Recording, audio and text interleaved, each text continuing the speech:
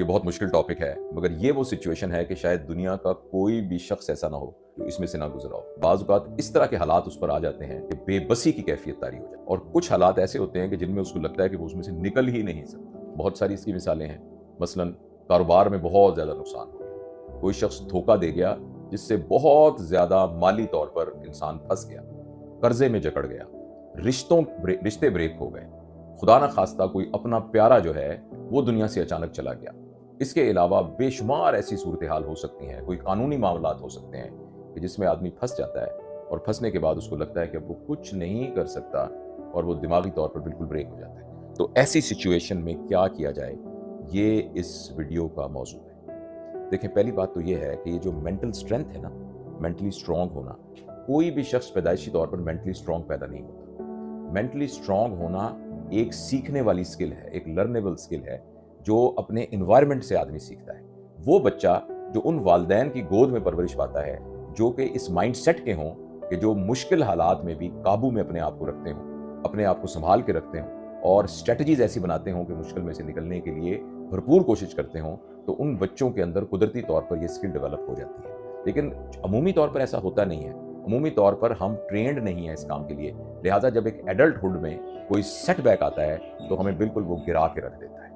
इसमें क्या करना है, मैं आपको 1 2 3 4 5 करके बता देता हूँ। पहली बात तो ये है कि प्लीज़ आप ये बात याद रखिए कि जब भी आपके ऊपर कोई मुसीबत आएगी, कोई भी परेशानी आएगी, उस परेशानी से निकलने के लिए जो सबसे अहम आदमी है वो आप खुद हैं। लिहाजा वो जो सबसे अहम है उसके ऊपर उसका सबसे कम इफेक्ट होना चाहिए। लिहाजा अगर आप ही गिर गए तो कर्जा कौन उतारेगा? आप ही गिर गए तो कारोबार को दोबारा कौन उठाएगा? आप ही गिर गए तो आपके मुतल्लिकीन जितने अजीज़ो अकारब हैं जो कि आपकी तरफ देख रहे हैं कि ये हमें संभालेगा, तो उनको कौन संभालेगा? तो एक आदमी के गिरने से पूरा का पूरा लश्कर गिर जाता है। यानी अगर किसी को मुसीबत पड़े तो वो शख्स जिस पर मुसीबत पड़ी है वो अपने आप को उस जंग का, उस बैटल का सिपा सलार समझे। अगर सिपा सलार घोड़े से नीचे गिर जाएगा तो पूरी की पूरी फौज जो है वो खत्म हो जाएगी। पहले तो एक बात देखनी जरूरी है। अच्छा, दूसरी बात यह है कि आप ये स्ट्रॉन्ग माइंड का ये मतलब नहीं है कि आप अपने जज्बात को इग्नोर करें। आप जज्बात को इग्नोर नहीं कर सकते। अगर आपको गुस्सा आया हुआ है तो आया हुआ है। अगर आपके अंदर किसी के बारे में कोई नफरत आई हुई है तो आई हुई है। अगर आपके अंदर ये कैफियत आई हुई है, बेबसी की कैफियत आई है, एंजाइटी है, डिप्रेशन है, बेचारगी है, तो ये सब कुछ आया हुआ है। तो आप इन इमोशंस को रिकॉग्नाइज करें कि हाँ ये हैं, मगर इनको अपने ऊपर हावी ना होने दें। इनको रिकॉग्नाइज करना जरूरी है, इनको पहचानना जरूरी है, मगर इनके साथ एफिलिएट नहीं होना, इनको अटैच नहीं होना। दूसरे अल्फाज में, आपने इन इमोशंस को इस्तेमाल करना है, ऐसा ना हो कि ये इमोशन आपको इस्तेमाल करने लग जाए। अगर आपको डिप्रेशन और एंजाइटी है तो आप उस डिप्रेशन और एंजाइटी को समझें और फिर ये देखें कि उस डिप्रेशन और एंजाइटी के नतीजे में क्या ऑपोजिट आप कर सकते हैं, बनिस्बत इसके कि वो एंजाइटी और डिप्रेशन आपको काबू कर ले और आपको नीचे गिरा ले और आपको कुछ करने ना दे। तो ये एक बात बड़ी अहम है कि सबसे पहले मैंने बताया कि आप याद रखिए कि इस जंग के सिपा सलार आप हैं। आप गिर गए तो पूरी जंग हार जाएगी। नंबर 2, यानी अगर कुछ हो सकता है तो आपकी वजह से ही हो सकता है। अगर आप ही गिर गए तो कैसे होगा? दूसरी बात याद रखिए कि जो भी जज्बात हैं उनको निगेट ना करें। डिप्रेशन होती है, एंजाइटी होती है, परेशानी होती है, उसको रिकॉग्नाइज करें और रिकॉग्नाइज करके ये देखें कि इन जज्बात के उल्टे जज्बात क्या हैं और उन उल्टे जज्बात को हासिल करने की क्या जरूरत है। यानी अगर बेचैनी है तो चैन को हासिल करने के लिए मुझे क्या करना है। तो अपने दिमाग के अंदर इस नेगेटिविटी का मुकाबला करें, और मुकाबले का मतलब जंग करना नहीं है। मुकाबले का मतलब है रिकॉग्नाइज करना, उनको महसूस करना और महसूस करके उसके अंदर से ही उसके उलट को निकालने की कोशिश करना। ये दूसरी बात याद रखिएगा। ठीक है, 2 बातें हो गई। तीसरी अहम बात यह है, इस दौरान जब आप बहुत परेशानी के आलम में हैं, 2-3 चीजों का ख्याल करें। नंबर 1, अपनी सेहत का ख्याल रखें। जो आपके सेहत के बारे में मामूलात हैं उनको बिल्कुल खत्म ना करें। आपकी भूख खत्म हो जाएगी, आपसे खाना नहीं खाया जाएगा, मगर खाना खाएं, हेल्दी खाना खाएं और खाने में से शुगर को निकाल दें। ये शुगर की स्पाइक जो है ये डिप्रेशन की फेज को ज्यादा करती है। शुगर को खत्म कर दें, स्टार्च को खत्म कर दें, नशास्ते वाली चीजें अपनी खुराक में से खत्म कर दें। प्रोटीन बेस्ड नट्स जैसे होते हैं वो खाएं, फ्रूट्स खाएं, वेजिटेबल खाएं, तो अपनी खुराक को कम ना करें। नंबर 2, एक्सरसाइज अगर पहले नहीं भी करते तो अब करनी शुरू कर दें। जो ही आप फिजिकल एक्सरसाइज करते हैं, आपकी पूरी जिस्म की एसिडिटी जो है, जो टेंशन और डिप्रेशन की वजह से बनी होती है, वो अल्कलिनिटी में तब्दील हो जाती है। आपके जिस्म का पूरा अंदर से तेजाबियत खत्म हो जाती है और आपके अंदर एंडोर्फिन्स प्रोड्यूस होते हैं, ऐसे मादे पैदा होते हैं जो आपको खुशी का एहसास दिलाते हैं। प्लीज आप याद रखिए, अगर आप बहुत डिप्रेशन में हैं तो जिम में जाना शुरू कर दें, वॉक करना शुरू कर दें, जॉगिंग शुरू कर दें, स्विमिंग शुरू कर दें, कुछ ना हो रस्सी टापना शुरू कर दें, एक्सरसाइज आप जरूर करें। तीसरा, अपनी नींद को कंप्रोमाइज करें, किसी सूरत भी नींद को कंप्रोमाइज ना करें, चाहे जो भी हालात हो गए।